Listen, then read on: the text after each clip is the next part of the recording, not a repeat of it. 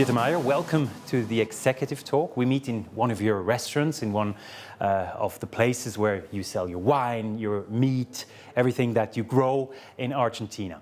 When we look back at your life and we take one step after the other, you worked in a bank briefly, you've been a professional poker player, you've been a musician, you've been an artist, you've been a writer, you've been a filmmaker, now you're an entrepreneur. If you look at all of these steps, which one was the riskiest for you?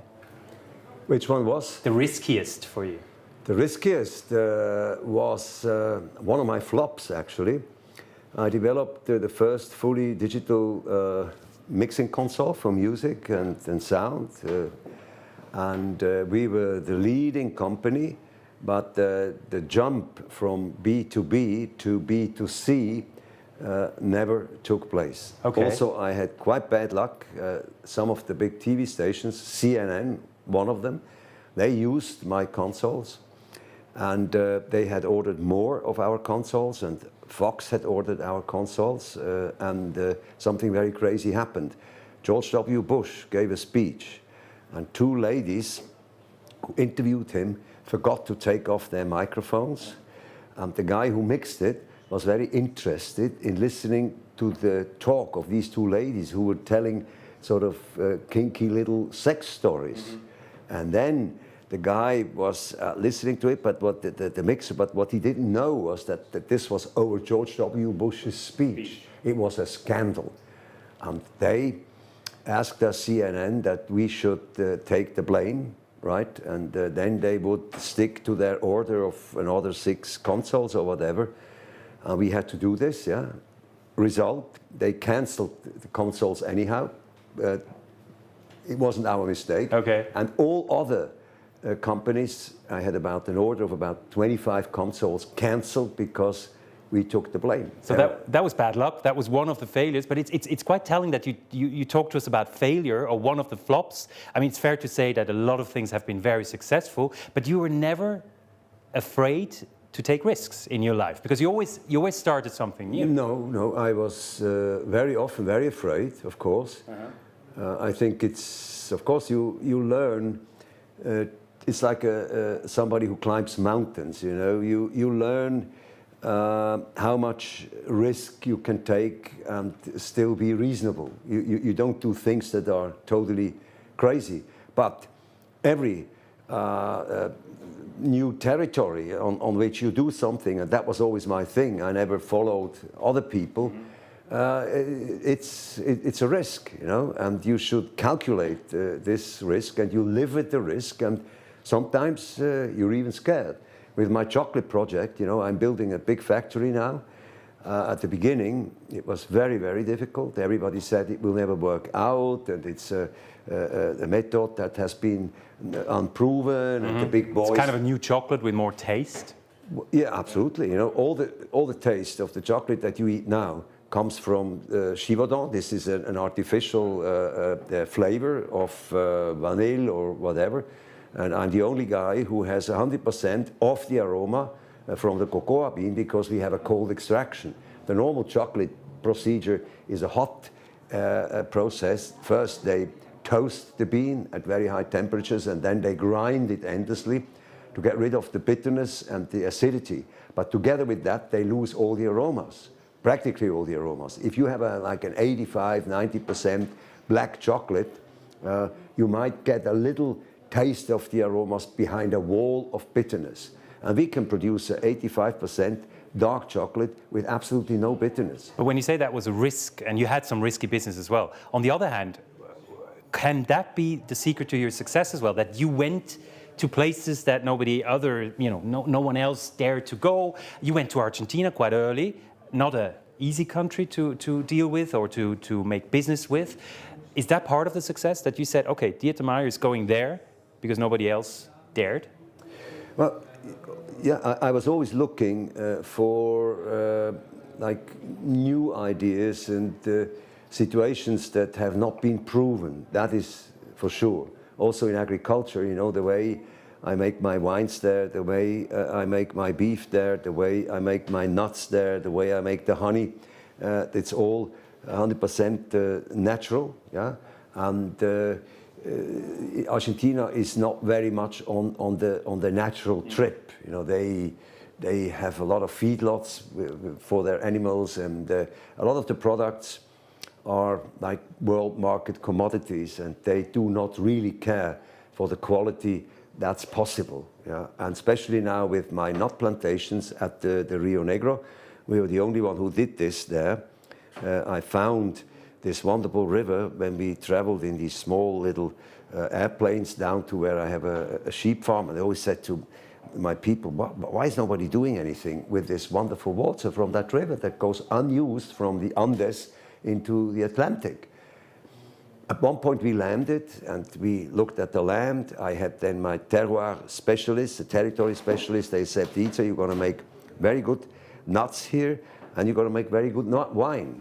But from the moment you say, okay, I do it, to the actual making it and breaking it, you know, it's always a long way, and you have always doubts, and you hope that everything goes well, and you are also afraid sometimes. That's part of the game. It's part of the game. However, it is a game to you. I have the impression sometimes that you're a very light-hearted person, at least from the outside.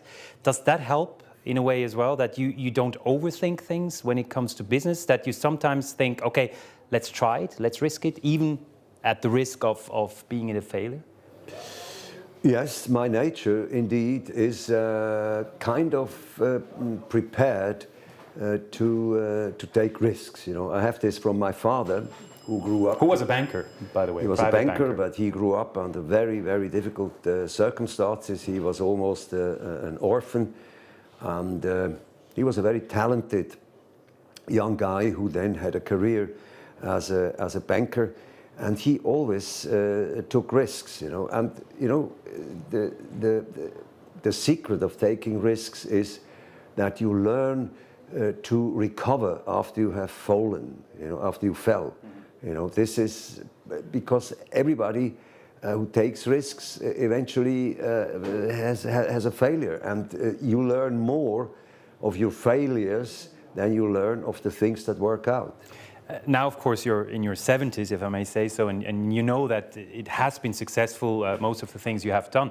But when we look back at your teenager years, how did your father react when he realized that you weren't kind of a normal child back then? You studied law, yes, but you said it yourself, you only studied law as a kind of a disguise, so you can do other things. You were an artist, you were doing crazy stuff in a way. Did he always support you, or did he have to tell you once in a while, what are you doing with your life? Not at all, not at all.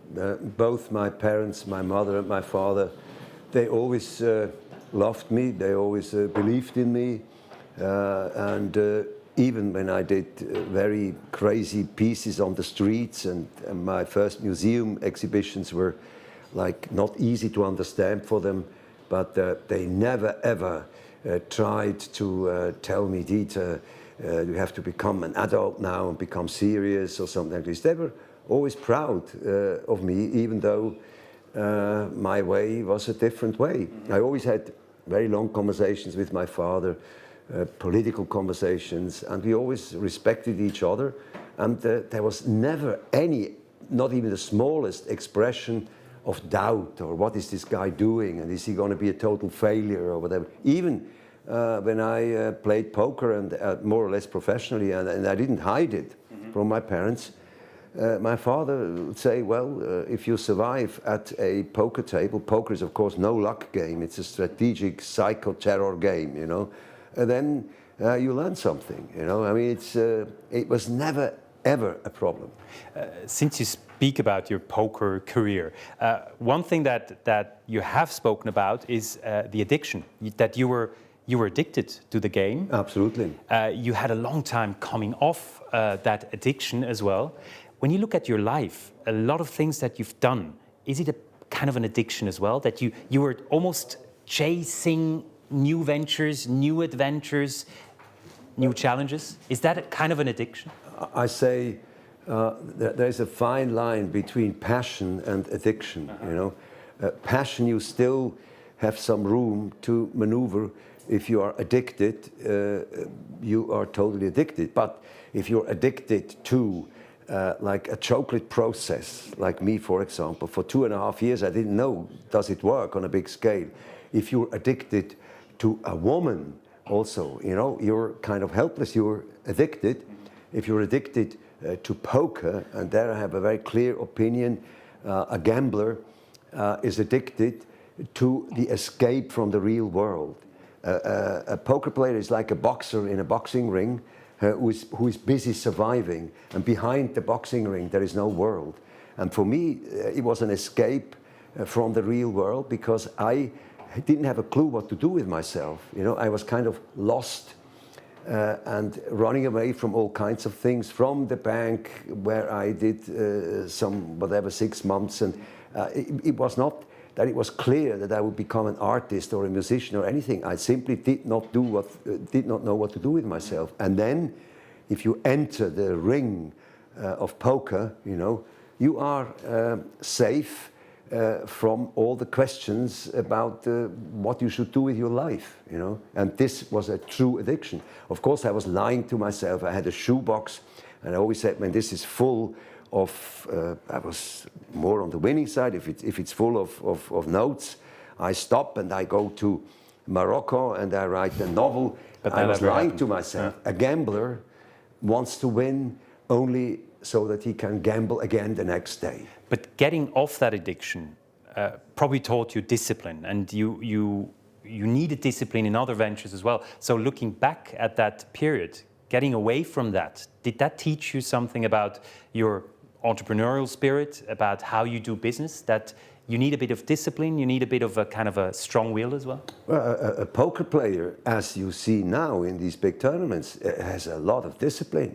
You know, these guys, they are under high pressure for 10, 12, 14 hours, and it's a very, very disciplined situation to play poker. It has nothing to do with playing roulette. You know, you put your chip on number 14 and you wait what's coming.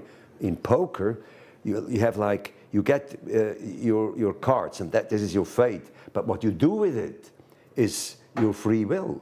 And it's like a parabola of for everybody in life. You know, it's like it's just a concentration of a very special way of life. You get your hand, your cards, and then you have to make a decision what you do with it in relation to the other gamblers who are at the table. You know, you're not alone. You're playing against these other guys who have nothing else in mind but to knock you out.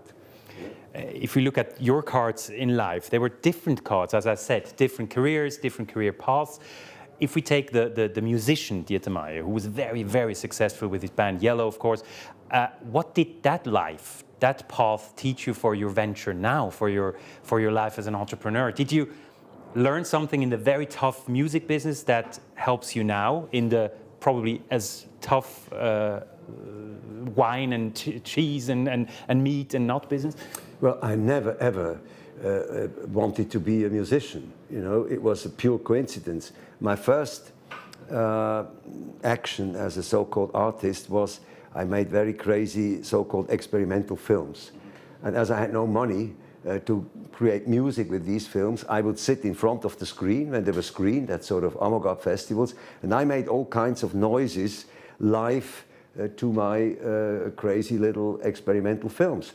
And I used my voice also. I used all kinds of objects that I found in the cinema, like empty tins, and I would just make a live performance with the sounds to my films.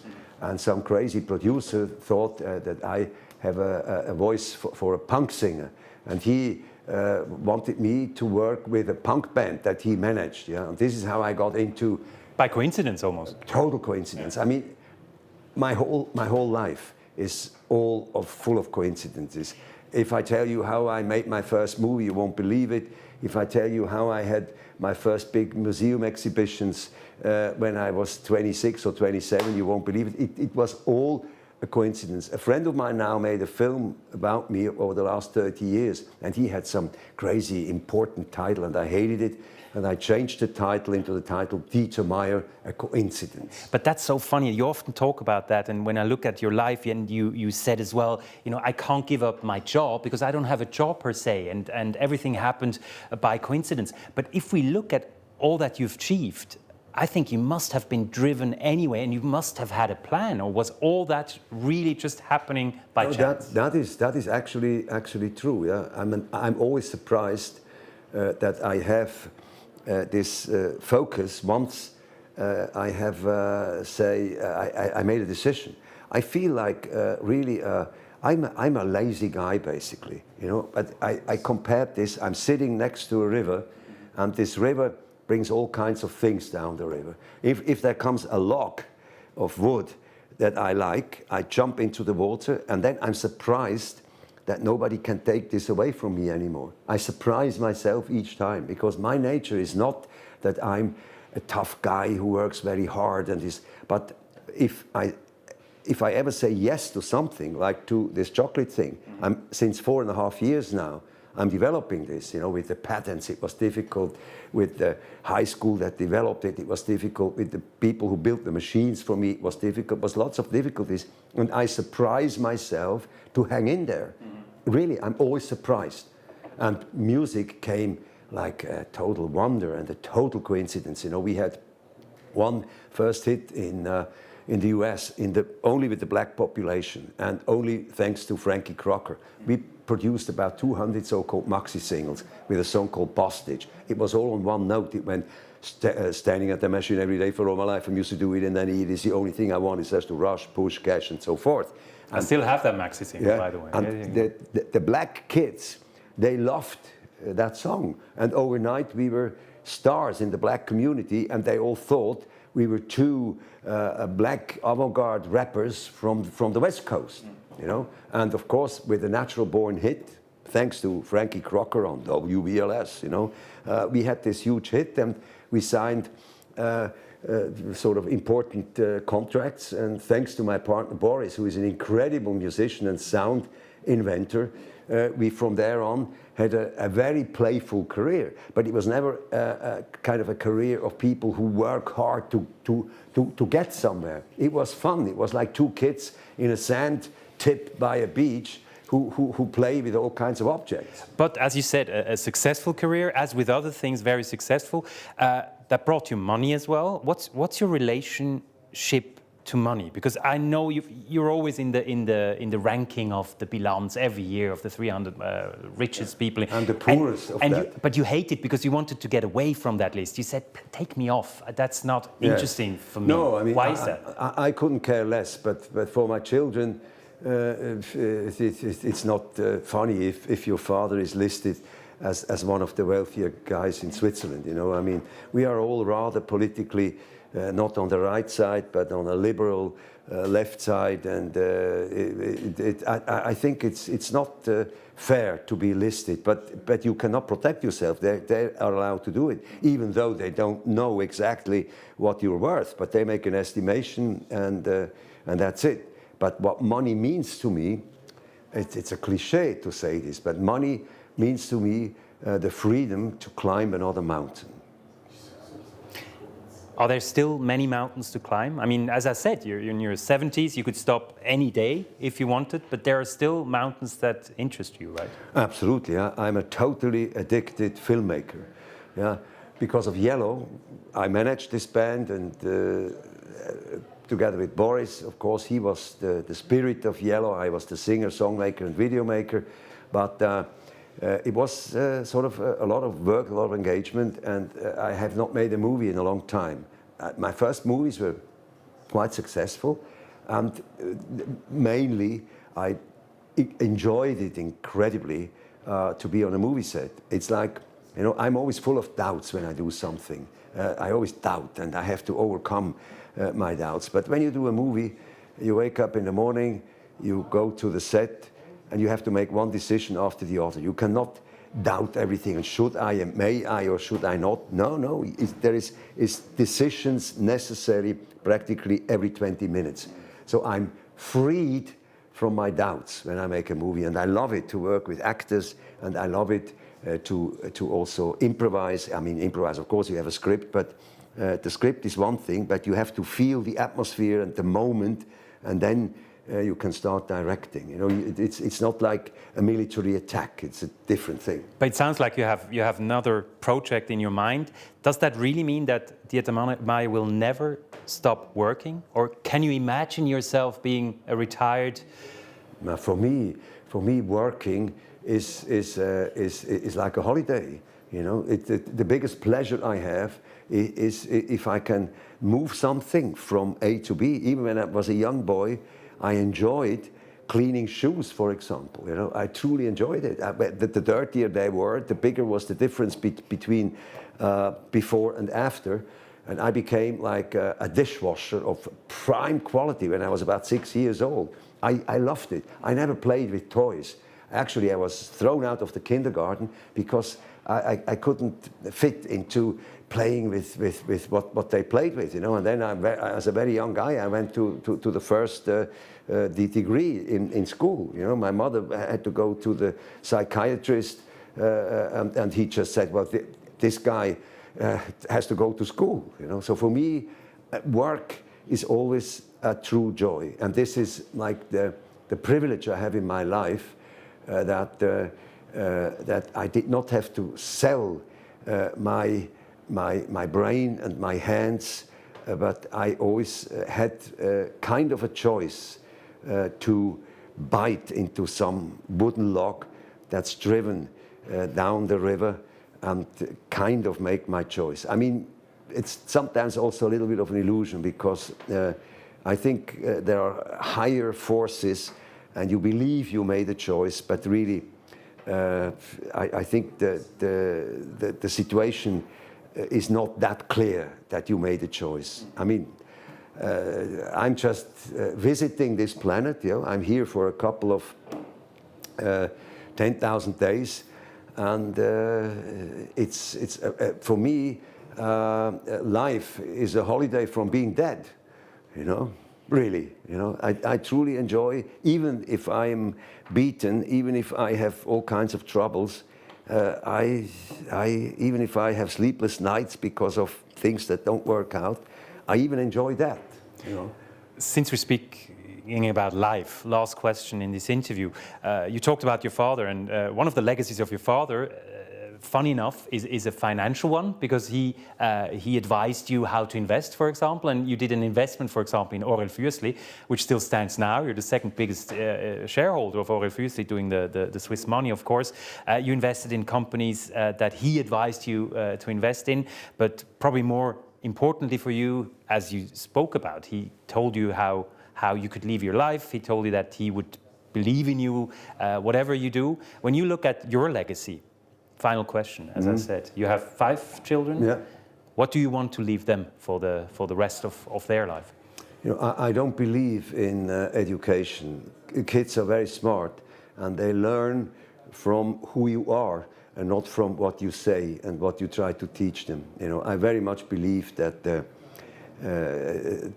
sort of education as education is not working. I see some people, sometimes very wealthy people, who try to educate their children, and then they are surprised when their kids become like themselves.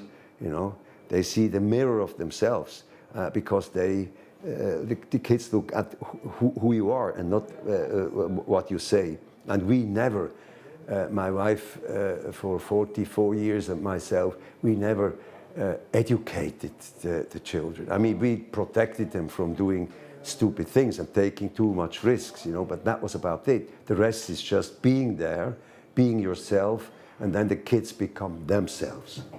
Dieter Meier, thank you very much. Pleasure.